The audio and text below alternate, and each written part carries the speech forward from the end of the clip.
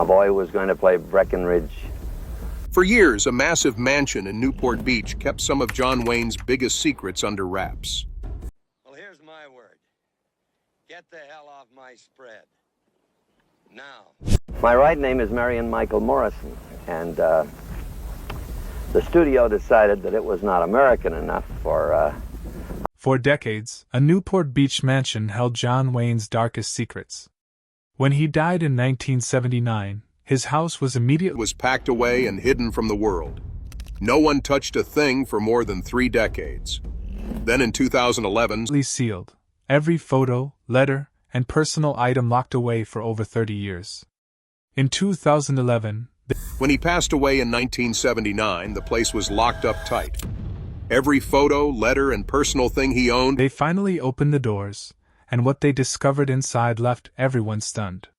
From record-breaking movie props to a shocking will that tore his family apart, this is the story of what really happened to the Duke's fortune. John Wayne was born Marion Robert Morrison on May 26, 1907, in Winterset, Iowa. When he was born, he weighed 13, which was so unusual that the local newspaper mentioned it. From the very start, he seemed destined to be larger than life. At just 3 years old, he almost died when he fell into an icy creek. A stranger passing by saved him, and that moment showed the kind of resilience he would carry with him his whole life. His name changed early on. When his parents had another son, they decided to name the baby Robert, so Marion's middle name was switched to Mitchell. This change might seem small, but it hinted at the bigger transformations that would come later. In 1914, the family moved to Glendale, California, because his father's business failed. In Glendale, Marion earned the nickname Duke because of his Airedale Terrier, also named Duke. The two were always together, and local firefighters started calling them Big Duke and Little Duke. Marion liked it, and the nickname stuck. Growing up, Marion loved football. In 1925, he got a football scholarship to the University of Southern California. He studied pre-law and was a Sigma Chi fraternity member. But his football dreams ended when he injured his shoulder in a body surfing accident. Losing the scholarship was devastating. He thought his plans were ruined. But this accident actually pushed him toward the path that made him famous. After his football career ended, Marion found a job at Fox Studios in 1927. He worked as a prop man earning $35 a week. It wasn't glamorous, but it gave him a foot in the door. His first time on screen wasn't as an actor, but as an uncredited football player in the 1926 movie Brown of Harvard. During this time, he became friends with director John Ford. Ford saw something in him and gave him advice, even suggesting he change his name to something stronger. After considering a few options, they chose John Wayne, a name that would become legendary. Wayne's early acting career was tough. Between 1930 and 1939, he appeared in over 80 low-budget westerns, sometimes filming a whole movie in just 2 days. He barely made enough money to live and often ate only one meal a day, a can of beans heated on a hot plate. By 1938, he was so discouraged by his lack of success that he thought about quitting acting entirely. Everything changed with Stagecoach in 1939. The movie was a big deal, but casting Wayne wasn't easy. The studio wanted a well-known actor like Gary Cooper, but John Ford insisted on Wayne, even threatening to quit the project if they didn't agree. In the movie, Wayne played the Ringo Kid, an outlaw with a strong sense of justice. His first scene became iconic, with the camera zooming in on his face as he held a rifle. It only lasted a few seconds, but it took 27 takes to get it right because Wayne was so nervous. Stagecoach was a hit, earning 7 Academy Award nominations and winning 2. Wayne's performance made him a star overnight. Even though the movie was a success, he was paid just $3,700, far less than big-name actors. Still, it changed his life. After that, Wayne was seen as the ultimate Western hero. He turned down roles in movies like The Maltese Falcon and High Noon because he didn't want to stray from his image. This decision helped him become a symbol of American toughness and masculinity. John Wayne and John Ford worked together for over 50 years and made 14 movies that changed Hollywood. Their partnership began in 1928 when Ford gave Wayne a tiny role as an extra in a movie called Mother Machree, but the real start of their success came in 1939 with Stagecoach. This movie turned Wayne into a star. The two had a complicated working relationship. Ford was tough on actors, and Wayne often got the worst of it. On the set of The Searchers in 1956, Ford made Wayne redo a simple scene, just picking up a gun, 17 times in front of everyone, embarrassing him. Wayne never complained, though. He believed Ford's harsh style helped him give his best performances. The Searchers wasn't even recognized by the Oscars when it came out, but today it's considered one of the greatest films ever made. Their last movie together, Donovan's Reef in 1963, almost didn't happen. Wayne wasn't sure he should take the role because he felt too old for it. Ford was also in poor health and battling alcoholism, but Wayne convinced him to direct. They shot the movie in Hawaii, where the heat was unbearable, sometimes reaching 100 degrees Fahrenheit during filming. Ford got so sick with shingles that he had to direct some scenes lying on a stretcher. Despite these struggles, the movie was finished and did fairly well. Unlike their serious westerns, this movie was more of a comedy, showing they could work in different styles, even at the end of their careers. Wayne's first Oscar nomination came from Sands of Iwo Jima in 1949. He played Sergeant John Stryker, a tough Marine. At first, Wayne didn't want the role because he thought it was too similar to other characters he had already played. The president of Republic Pictures, Herbert Yates, had to personally convince Wayne, offering him $250,000 and a share of the profits, a huge sum at the time. The movie was difficult to make. Director Alan Dwan wanted the battle scenes to feel real, so they used actual flamethrowers and explosives. This caused injuries on set, including one explosion that knocked Wayne unconscious for half an hour. Filming stopped for 2 days. The movie also included real footage from the Battle of Iwo Jima thanks to the U.S. Marine Corps. They let the filmmakers use rare combat footage, which was so well blended with the staged scenes that many people thought the entire film was real. One iconic scene showed the flag raising on Mount Suribachi using the original flag from the battle. 3 of the surviving Marines who raised that flag even appeared in the movie. Despite its success and Wayne's powerful performance, he lost the Oscar to Broderick Crawford in All the King's Men. Ironically, Wayne had turned down the lead role in that film because he thought it was un-American. The loss upset him, and it would be 11 more years before he was nominated again. Wayne's dream project, The Alamo in 1960, was one of the riskiest movies he ever made. He had wanted to make the film for over 15 years and ended up mortgaging his house, cars, and even his boat to finance it. The production cost $12 million, an enormous amount at the time. Wayne insisted on building a full-scale replica of the Alamo in Texas, which took 2 years and over 1.5 million adobe bricks to complete. Everything was historically accurate, down to the smallest details like nails from the 1830s. The set became a tourist attraction and stayed open until 2009. Filming the Alamo was a massive effort. They used over 7,000 extras, 1,500 horses, and filmed for 79 days in brutal heat that sometimes reached 110 degrees Fahrenheit. There were accidents too. In one scene, an extra was hurt with a bayonet and needed 26 stitches. Despite the challenges, Wayne refused to cut corners. When the movie premiered, it was a grand event with a parade and fireworks. While it earned 7 Oscar nominations, including Best Picture, critics were mixed, and the box office didn't cover the huge costs. Wayne wasn't even nominated for Best Director, which disappointed him deeply. Even so, the movie has had a lasting impact on how people remember the Alamo story. In 1970, Wayne finally won an Oscar for True Grit. He played Rooster Cogburn, a one-eyed U.S. Marshal. Wayne almost didn't take the role because he felt too old and was still recovering from lung cancer surgery, but after reading the novel, he realized it could be the role of a lifetime. Filming wasn't easy. It took place in Colorado, where the cold weather and high altitude were tough on Wayne's health. He had to use an oxygen tank between scenes.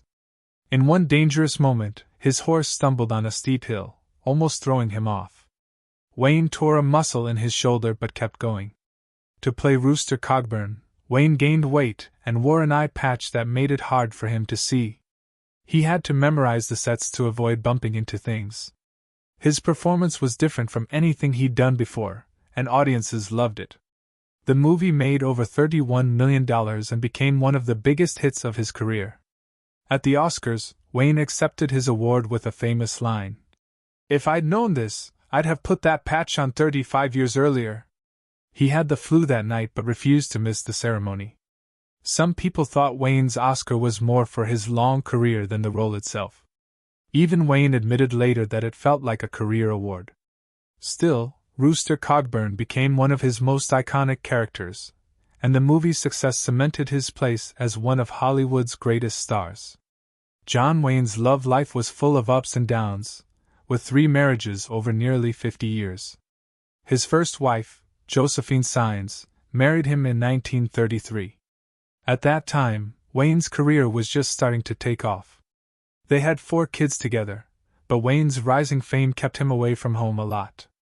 Things got even worse when he started a secret affair with actress Marlene Dietrich in 1938. Wayne tried to fix his marriage, even taking Josephine to Mexico in 1943 to spend time together, but it didn't work. They ended up divorcing in 1945. His second marriage to Esperanza Bauer in 1946 was wild and full of problems. Esper, a former actress from Mexico, was very jealous. She thought Wayne was having an affair with his co-star Gail Russell while filming Angel and the Bad Man in 1947. Her jealousy reached a breaking point one night when Wayne came home late after a party. Esperanza was drunk and so angry that she grabbed a gun and tried to shoot him as he walked in the door. Luckily, no one was hurt, but their marriage didn't survive long after that. They divorced in 1954. Wayne's third marriage to Pilar Palit started in 1954. They stayed married until his death. In 1979 they had 3 children together, and things seemed more stable for a while, but by 1973 Wayne and Pilar separated. After that, Wayne moved in with his secretary Pat Stacey. Even though they lived apart, Wayne and Pilar never officially divorced. Wayne's affair with Marlene Dietrich was no secret in Hollywood. It started during the filming of Seven Sinners in 1938 and lasted almost 10 years. Wayne was still married to Josephine at the time, but that didn't stop him from spending nights at Dietrich's house. The two were very passionate about each other. They wrote letters back and forth, sharing their feelings openly. Dietrich even used her influence to help Wayne's career. She made sure he got leading roles in movies like The Spoilers and Pittsburgh in 1942. Their affair ended in 1947, but they stayed close friends for the rest of their lives. Dietrich often called Wayne the love of her life. One of Wayne's most talked about friendships was with Maureen O'Hara. They starred in 5 movies together, starting with Rio Grande in 1950. Their most famous film was The Quiet Man in 1952. Fans loved their chemistry so much that many thought they were a real-life couple. O'Hara even joked about an old woman on the street who thought she was Wayne's wife. Wayne's kids called her Auntie Maureen, showing how close she was to the family. Years later, O'Hara's grandson admitted that Wayne and O'Hara did have a brief romance, but he said it wouldn't have worked because they were both too strong-willed. Even so, O'Hara stood by Wayne until the end. When he was dying of cancer, she helped him get a congressional medal to honor his legacy. In his final years, Wayne found comfort with Pat Stacey, his secretary. After he and Pilar separated, Pat became his partner and caregiver. She was 34 years younger than Wayne, but they shared a deep connection. Pat stayed by his side during his cancer treatments, managing his life and making sure he had support. They lived together from 1973 until Wayne's death in 1979. After he passed away, Pat wrote a book called Duke, a love story in 1983. The book shared details about their time together and showed a softer, more vulnerable side of Wayne that fans rarely saw. Pat never married and spent her life keeping Wayne's memory alive. She passed away in 1995. In 1964, when John Wayne was 57, doctors told him he had lung cancer. This was shocking but not surprising. Wayne had smoked a lot, up to 6 packs of cigarettes every day for years. The doctors decided to remove his left lung and 2 ribs to save his life. The surgery was risky, with only a 50% chance of survival, but Wayne made it through and lived cancer-free for 5 years. Most people might have kept their illness private, but not Wayne. He chose to tell the world. His advisors warned him this could hurt his career, but Wayne didn't care. He wanted to help others by encouraging them to get checked for cancer. He even came up with a nickname for cancer, calling it the Big C, to make it less scary. In 1965, a year after his surgery, he appeared in a TV commercial for the American Cancer Society. He asked people to support cancer research and take the disease seriously. But cancer wasn't done with him. In 1979, Wayne found out he had stomach cancer. He tried an experimental vaccine, but it wasn't enough. Even as his health got worse, Wayne didn't stop speaking out. From his hospital bed, he recorded messages asking for more funding for cancer research. Just weeks before he died, he told people, "They might find a cure for cancer without your help, but I wouldn't bet my life on it." Wayne's last movie was The Shootist in 1976. It was about an aging gunfighter dying of cancer, and it felt very close to Wayne's real life. He was 68 years old when he filmed it, and his health was poor. He often needed oxygen between scenes, but he was determined to do his own stunts. In one scene, he had to fall onto a hard floor multiple times. He never complained. The movie was a success, and people saw it as a goodbye from Wayne. He even changed the ending to fit his strong image. In the original story, his character was shot in the back. Wayne refused, saying, "I've never shot a man in the back in any movie. Change it." The film made $13.4 million and gave Wayne a chance to say farewell in a role that mirrored his own courage. Wayne died on June 11, 1979, at the age of 72. He passed away at UCLA Medical Center after fighting stomach cancer for months. His death was a huge moment for Hollywood and his fans. President Jimmy Carter called him bigger than life and a true American hero. Thousands of fans gathered outside the hospital and his home to leave flowers, notes, and even cowboy hats. His star on the Hollywood Walk of Fame became a place for people to light candles and remember him. Wayne's funeral was private, but a public memorial was held later so fans could say goodbye. It was broadcast on TV, and millions of people watched. The U.S. Naval Academy made him an honorary member of their class of 1979, even though he never served in the military. After his death, Orange County Airport was renamed John Wayne Airport, showing how much he meant to people. In 1985, Wayne's family created the John Wayne Cancer Foundation to honor his memory and continue his fight against cancer. They wanted to make sure his name would always stand for courage and strength. The foundation helped start the John Wayne Cancer Institute, which became a leader in cancer research. It created new treatments, like a way to detect cancer early, which has saved many lives. At the time of his death, John Wayne's estate was worth $6.85 million in 1979, which would be about $25 million today.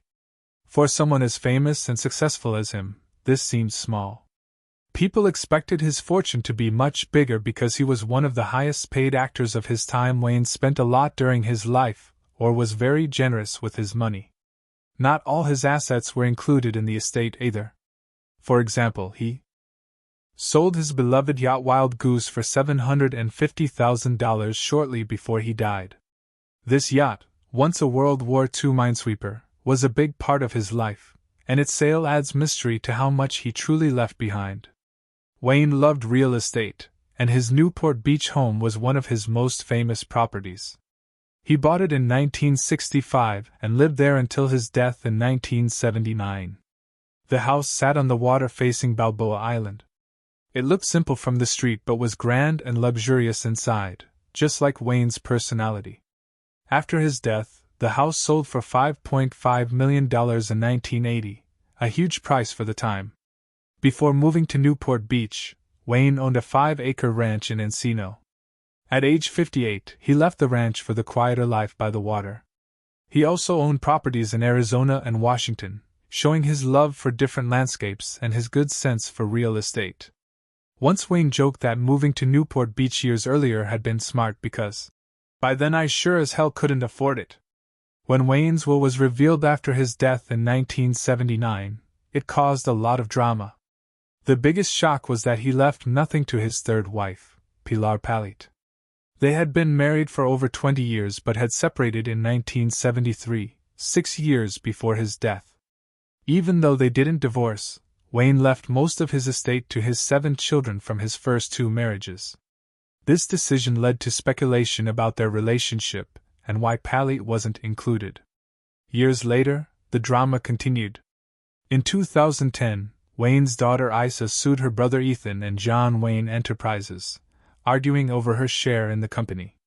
The will also gave Wayne's children personal items and memorabilia, but these became points of tension too. Disagreements over these keepsakes made the family disputes even worse, showing how dividing his assets created lasting problems. In 2011, something amazing happened for John Wayne fans. Over 700 items from his life and career were put up for auction. This big event happened on October 6th to 7th at the Hyatt Century Plaza in Los Angeles. Fans and collectors got a chance to own pieces of his personal life and movie career. Many of these items had been locked away since Wayne passed in 1979. His house was sealed that day, and all his belongings were sent to storage. It was like opening a time capsule after more than 30 years. The auction included all kinds of things. There were costumes, props, awards, and even furniture from his home. Some items were especially unique. For example, his script showed how he worked on his movies. The script for The Horse Soldiers had folded pages to mark finished scenes. Other scripts like Wednesday Morning were kept neat and perfect, showing how organized he was. Then there were personal items like books, clothing, and his last driver's license. Even a collection of his colorful neckerchiefs, which he loved to wear, sold for $1,755. Some items broke records. His green beret from the Green Berets, 1968, sold for $179,200, setting a record for a costume hat. People loved it because it symbolized one of his most famous movies. Another big seller was his cowboy hat worn in movies like Big Jake and The Cowboys.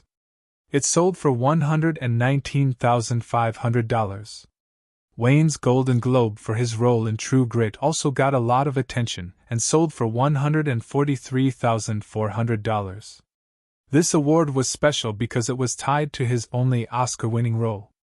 Even small, everyday things sold for huge amounts. His last driver's license, something so ordinary, sold for $89,500. Pieces of clothing, like pants from the Alamo and a shirt worn in several movies, sold for thousands of dollars. These items let fans feel connected to him in a very real way. The auction didn't just show his movie career, it also revealed who he was as a person. One special item was a gold-plated Winchester rifle he gave to a friend, Bob Shelton.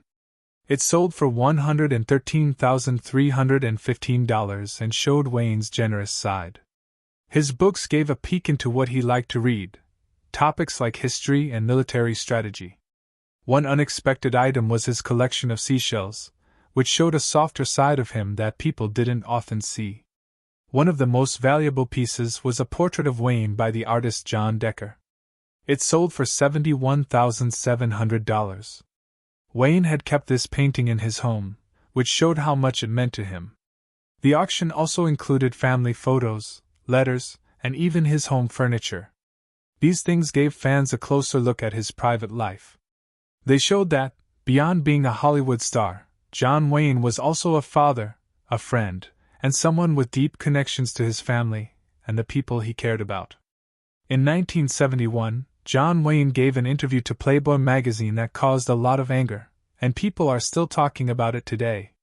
He made some shocking statements that showed his controversial views. The most talked about comment was when he said, I believe in white supremacy until the blacks are educated to a point of responsibility. He was 63 years old and very famous at the time, but this wasn't a one-time thing. He had said things like this before. In the same interview, he also talked about Native Americans, saying he didn't think it was wrong to take their land, calling it a matter of survival. He even criticized the movie Midnight Cowboy, calling it perverted and using a homophobic slur. Years later, in February 2019, this interview came back into focus when someone shared parts of it on Twitter.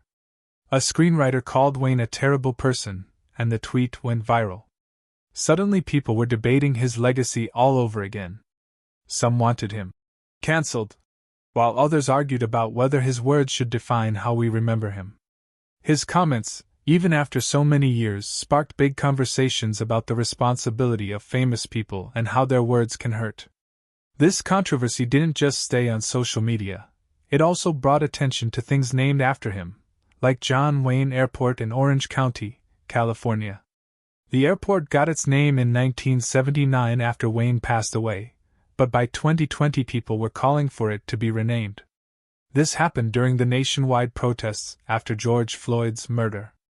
On June 26, 2020, the local Democratic Party officially asked for the airport's name to change, saying Wayne's statements didn't match Orange County's values of diversity and inclusion.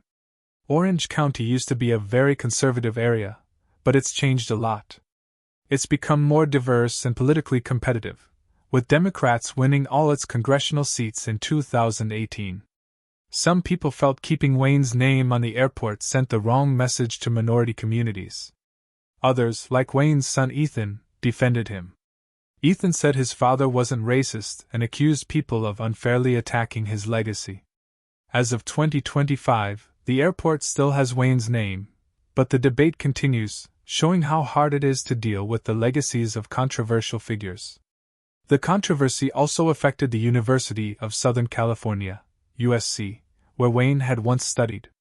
In July 2020, the university decided to remove an exhibit about him from its School of Cinematic Arts. This exhibit had been there since 2012, showing movie posters and personal items to honor him as one of their famous alumni.